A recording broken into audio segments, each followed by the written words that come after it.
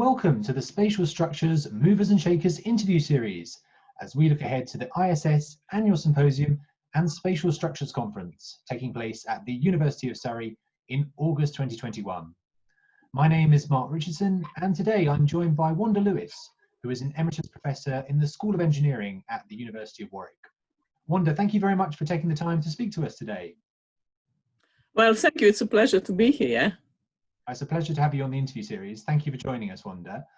We start the interview by asking about how you've been finding the lockdown period. How has the recent lockdown period been for you? Well, I suppose the only good thing about it is that I've been able to spend a bit more time in the garden.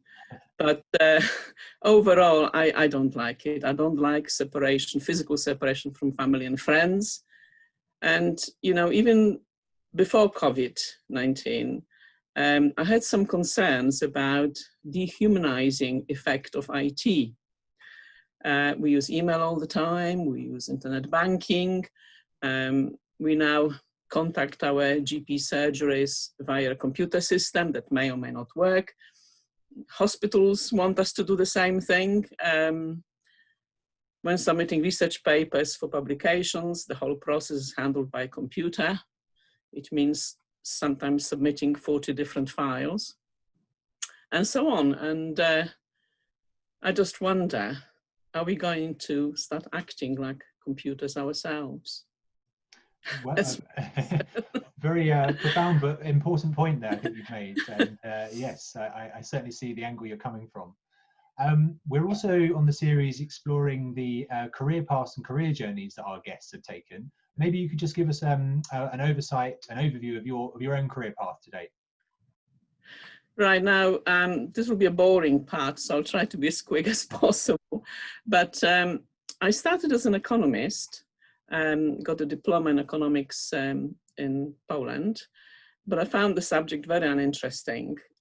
So I thought of studying architecture, but my freehand sketching was so poor that no school of architecture in Poland would accept me. I would have simply failed entry exams. So I then decided to study civil engineering, thinking this was the closest subject. Someone who knew that I came from the School of Economics said to me, "You do have a sense of humor, you know." Anyway, I survived the degree, and believe it or not, I graduated with first-class honors in civil engineering. And in 1973, and then in 1975, I came to the UK, and a year later, I got a degree in foundation engineering from University of Birmingham. I then started almost immediately a part-time PhD at University of Wolverhampton. It was in structural engineering, specializing in tension cable roofs. Then I was a little bit stuck, couldn't find a job. You know, I was overqualified for certain jobs and underqualified for others. But I worked as a graduate structural engineer for Dudley Metropolitan Borough Council, where I was designing mostly conventional buildings, mostly schools. But my longing for academic life brought me to the University of Warwick in 1986, where I am based to this day. And I returned to my tension structures research, although I am more interested in structural form in general and developing form-finding algorithm for rigid structures rather than flexible structures. I suppose the critical point was 1987, about a year after I started at Warwick University. I attended a conference on non-conventional structures, and there I met Siegfried Gass, who worked in Frei Otto Institute in Stuttgart, the world-class institute for research. And I found his presentation on minimal structures and nature absolutely mesmerizing. So I stayed in touch with him, and I was fortunate enough to be invited to Stuttgart a year later, where I met the famous Fray Otto. And I remember on the very first day there, he came up to me and said, remember this, the most important thing is to get the shape of the structure right, and the rest can be left to engineering calculations. Now, he was interested in my computational form finding algorithms.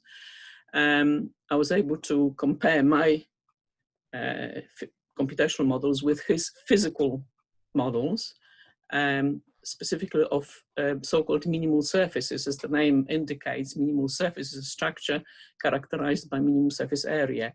And it is reproduced by soap films. And Fray Otto had facilities for creating soap film surfaces, various models of them, and you could compare the geometries.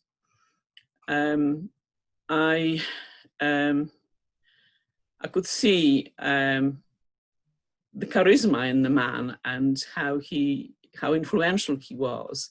He led a huge research program into form finding, into optimal structural forms.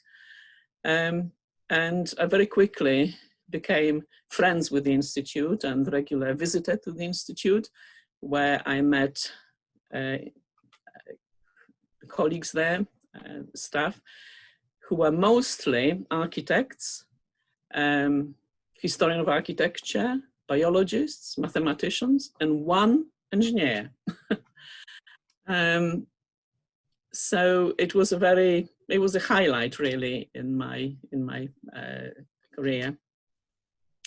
Now, the form finding techniques that they were developing in Stuttgart concerned a variety of structures,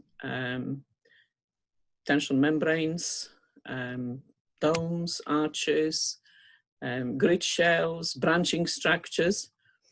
And the conclusion of their work, which they reached quite early on, was that the principles of optimality and aesthetics of structural formula has its roots in nature. So that was a very thought-provoking conclusion. I think in the early 90s, I joined the IASS, International Association of Space and Shell Structures, where I met a lot of inspirational people, and amongst them Heinz Isler from Switzerland, an architect engineer, who was famous for his very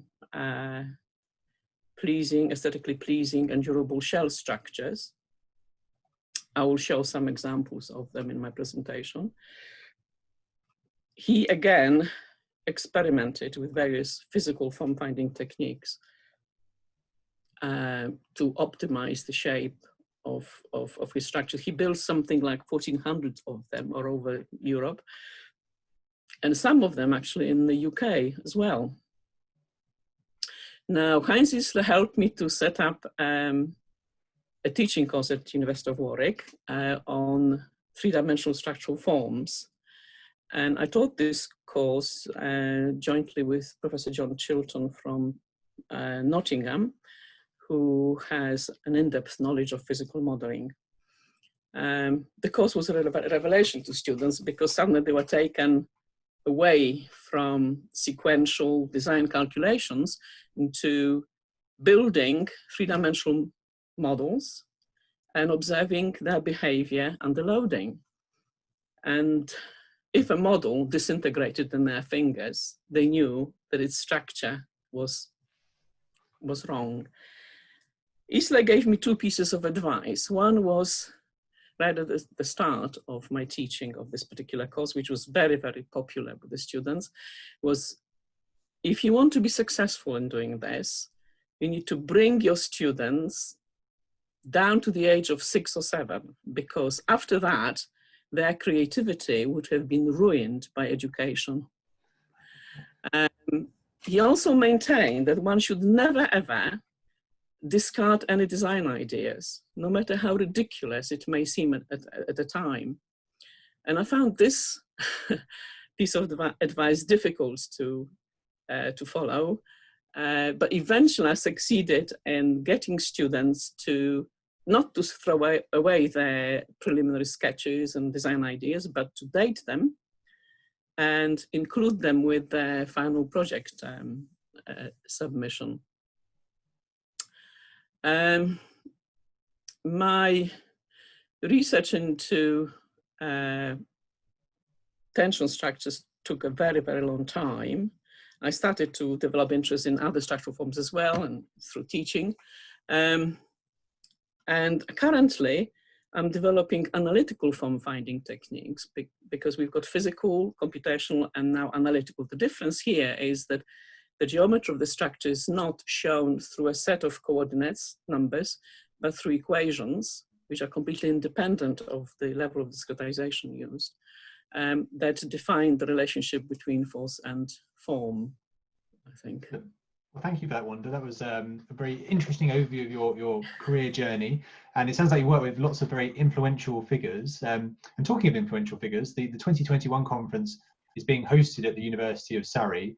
And during your career, you had the opportunity to work with Professor Nushin, one of the most respected names in the field of spatial structures and former head of the University of Surrey's Spatial Structures Research Group. Maybe you could tell us a bit more about your experience of working alongside this particular esteemed academic. Right. Well, I can't be absolutely sure if when I met Professor Nushin, I visited Space Structures Research Center in the late 70s because my external PhD supervisor, Dr. Butterworth, came from there.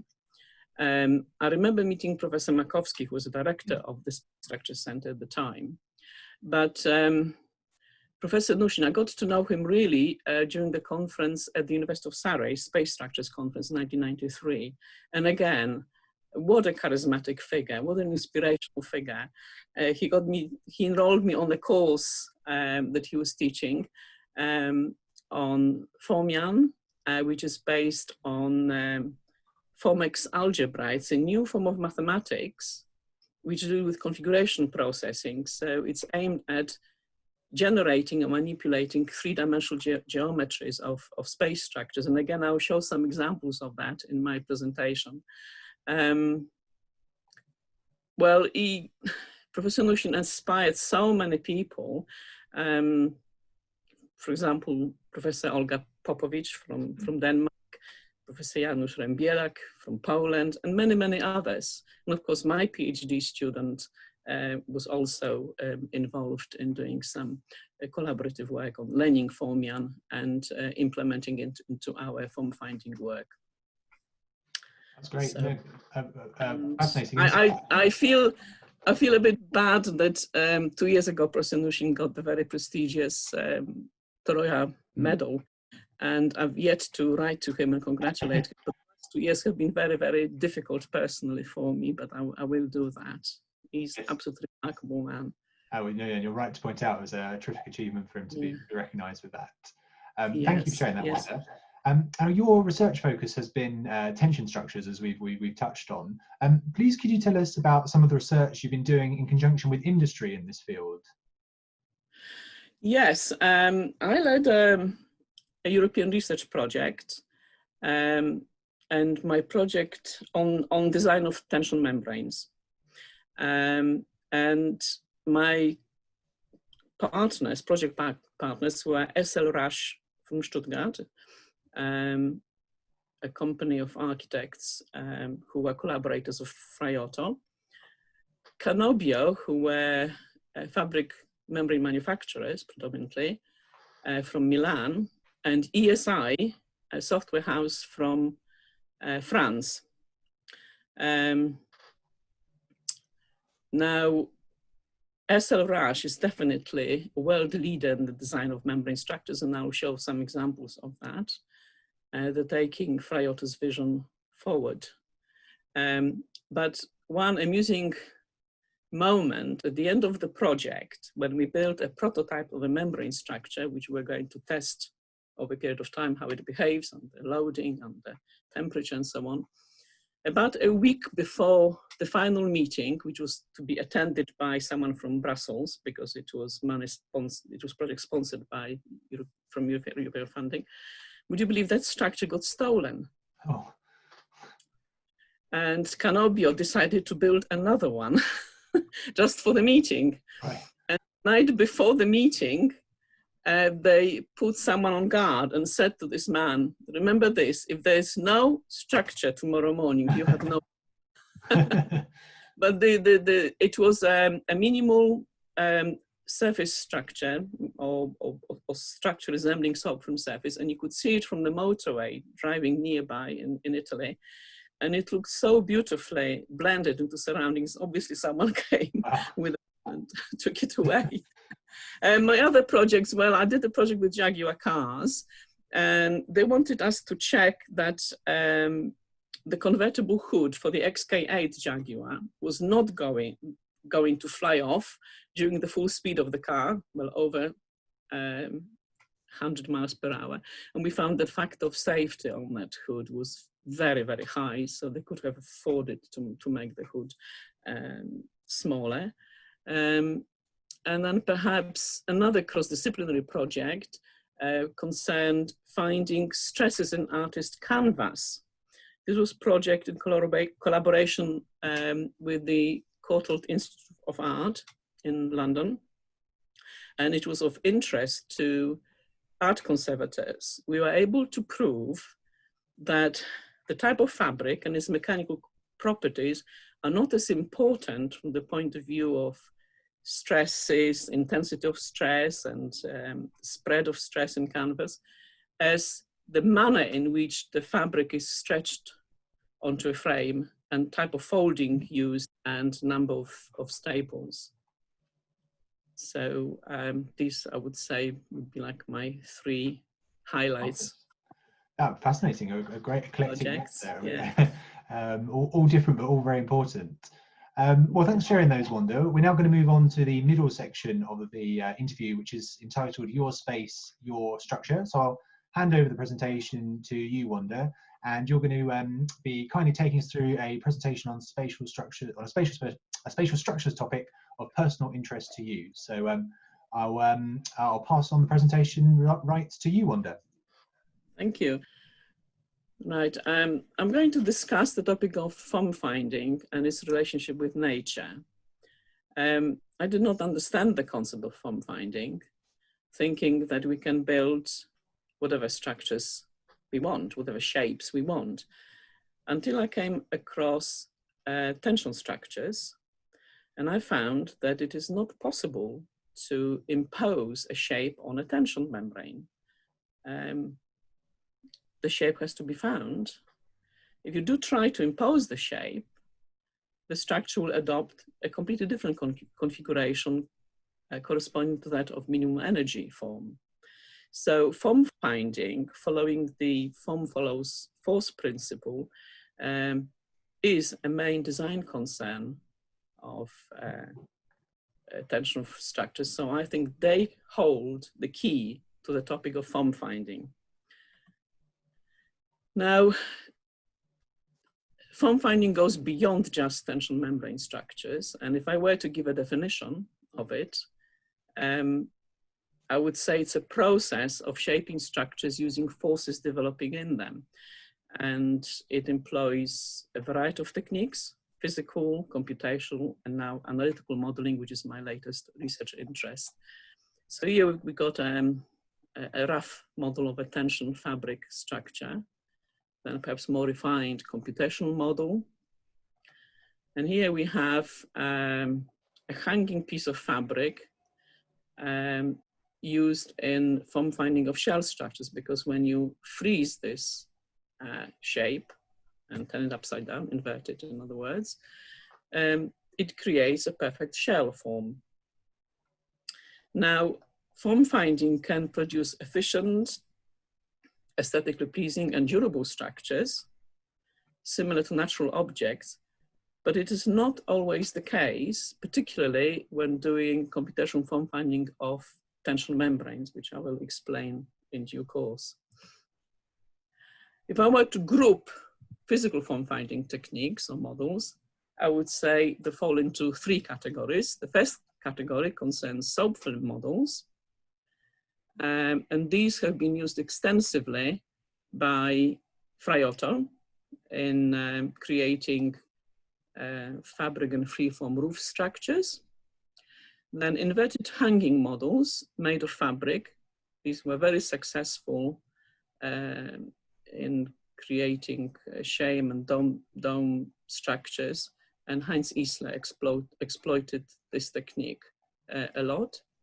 Then inverted hanging models, and this was a technique employed by Antonio Gaudi in shaping the spires of his churches and arches. And finally, inflatable membrane models that found application in dome structures. Here, the inflatable membrane would form the mold or a scaffold for shaping a shell, but these were least successful, really. I am very interested in soap film models because they are ideal minimal surfaces. They've got very strong link to nature, and they've got three characteristics. They are surfaces of constant stress or constant tension. Minimum surface area actually stems from that. It can be shown mathematically that it arises from constant surface tension, and zero mean curvature, which means that every point on a surface is a saddle point. So the curvatures are equal and opposite. We've got a soap film models and a physical structure. Munich Olympic roof was shaped according to this philosophy of minimum surface area. But I have to say that this project marked a departure from purely physical modeling of tension structures to computational modeling. And Professor Linkwitz from Stuttgart, who was the head of Geodesy Institute there, actually made a contribution to that area. Now, in terms of practical applications of minimal surfaces in freeform enclosures, one of the early examples is the EL, I think it's called ILEC now, Institute of Lightweight Structures, also referred to as Fray Otto's Institute. And it is a rigid tent, well, rigid, it's a cable net structure with rigid cladding, and the shape of which resembles a soap film surface. And this little picture here just illustrates the principle of design. You've got a frame which you dip into a soap film solution. You then place a string in the form of the loop, and you gradually draw this loop upwards. And this creates a shape that then has been copied into real structure to create a window. You can just see it here and also here. And this is this beautiful interior of the Institute, full of lovely physical models. Now, more recent applications of soap film analogy to the design of membrane structures are convertible umbrellas in Medina, a project which was completed in 2011.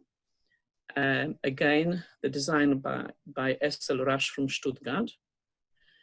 These umbrellas are huge. They have a span of 26 by 26 meters, decorated with gold and no doubt precious stones as well. They cost well over $1 billion. And you can see here experiments with soap film models to get the shape of these umbrellas. They are mechanisms. They close up and open up at different times of the day. The movement is very carefully designed in. And the rainwater, and this is quite a novel solution, actually is drained through the middle and into the middle of these beautiful umbrella structures. Now you may think that 26 by 26 meter span is huge, but you know what? The same company completed the design of umbrellas that have a span of 53 by 53 meters. Just imagine 53 by 53 meters. Each umbrella provides a shaded area of 2,300 square meters. It's the largest convertible umbrella in the world. The project won a prestigious award. It was completed in 2015, but it still awaits practical realization. This umbrella, and there will be several of them, hopefully, placed in Saudi Arabia. It's for the Grand Mosque in Makkah. It's a pity that we, the non-Muslim people, can't see them in reality. So that's. So I've discussed physical models and their application to real structures, but what about computational form finding, which is another technique, which is the one that existed alongside physical modeling and helped my interaction with the Institute of Light Structures in Stuttgart. Well, broadly speaking, if you want to create a surface between these boundaries, rectilinear boundaries, the ones in red are rigid boundaries, the thin ones are cables. What you have to do, you put the initial surface to it, and of course it will be incorrect. you can have a flat surface and a sort of semi-cylindrical one here, and then you prescribe pre-stress in the surface, and of course the geometry of the surface and the imposed pre-stress are not going to be compatible because the shape at this stage is wrong. So they will generate out of balance forces in the surface, and the computer algorithm then restores the static equilibrium.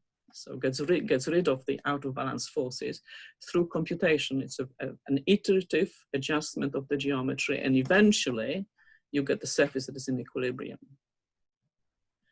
Now, if constant surface stress is prescribed, then the result is a minimal or soft film surface. But if it is not, then of course it's not.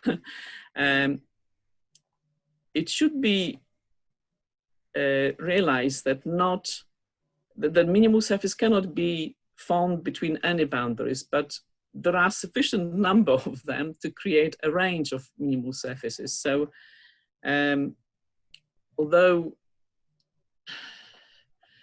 there are fewer and fewer critics of soft film surfaces as analogs for the design of membrane structures, it is not an approach that's uniformly adopted. The critics say that these surfaces can be rather flat, that we need to pre-stress differentially to counter the effect of wind, and that you cannot form a minimal surface between any boundaries. And of course, all these arguments can be rebutted. And just to illustrate the point, you can create, using a computer algorithm, a surface that looks quite pleasing, but with stresses that are not non-uniform, as shown here by these different colors. After many arguments about the design philosophy, it has been concluded that uneven stress, or pre-stress, I should say, in the fabric membrane will subject it to differential aging of fibers, and that, of course, affects the durability of the structure. I know what S.L. Rush would say about this kind of design. Now, I mentioned earlier that the surface has to be discretized using elements. They can be line elements or surface elements or quadrilateral, any type of element. The effort that goes into preparing data for computer prior to form finding is considerable, but we have this marvelous tool called Formian, developed by Professor Nushin from the University of Surrey, where just one line statement, and just to illustrate, shown here, will generate the initial surface of this umbrella. Now the parameters here, M would be a number of elements along the circumferential direction and along the radial direction. Then you've got width, length, and height, which are scale dimension along X, Y, and Z direction. And num means number of repetition. These are like mini barrel vaults. So it's a very, very powerful tool. Professor Nushin is constantly improving it and developing it. I think a book. The latest book on the subject appeared in 2016, but there have been many other research publications since. This particular umbrella structure is an example similar to Aquapolis Pavilion in 1975 in Okinawa. And then just to show what we have done, my PhD student generated a number of minimal surfaces with cables, fabric structures, where we used our computational form finding models in conjunction with Formian as an interface for both pre-processing of data. This is generating the initial surface, and post-processing. You can rotate, mirror, copy, and so on. It's very, very powerful facility. Now, moving on to inverted hanging models, I mentioned shell structures by Heinz Isler. I've picked two of my favorite examples: the shell roof for Camorino Garden Center, built in 1973, and the petrol station in Datingham, 1968. There were attempts to actually destroy these shells because of their age, but tests showed that they were very, very sound. The concrete in them was very, very sound. They are incredible. The shell thickness is so small. I think the span to depth ratio is over 300. So they defy current building regulations, and yet they are durable. They don't crack, they don't leak by virtue of their form-found shape. And these shapes were derived using inverted hanging models that I described earlier. And now my analytical form finding work, the most research work. I mentioned before that the difference between analytical form finding and computational form finding is that this one uses a continuous structure, not discretized by elements. The geometry of it is given as a mathematical function of the applied loads rather than a set of numerical coordinates. And I applied this approach to model shapes of momentless arch forms. These are arches developing pure compression under permanent load, and their response to loading is minimal, so they do resemble a natural form. Now, to prove the value of momentless arch forms designed by this method, I've done some comparative studies with conventional arch forms of parabolic and secular configurations using real arch data such as span, loading, cross-section area. I kept the rise of the arch varied so that I could look at high-rise arches and at low-rise arches. And here are some of my results. The high-rise arch, which has span to rise ratio of 2, you can see that the secular arch really has got a very distinct form. And you can still see the difference between it and the other two in the case of span to rise ratio of 4. Now, how does it translate to volumes? Well, this speaks volumes, actually. This is a secular arch that carries the same deck load as the other arches, and that's how much material you need for this arch to develop stresses comparable to the stresses in the momentless arch. When you go on to low-rise arches, the parabolic and momentless arches, their profile merge. And the very surprising result here was that when the maximum difference in the profiles between the parabolic and momentless arch was only 75 millimeters, it still required more material to be used in a parabolic arch, roughly about 50% more.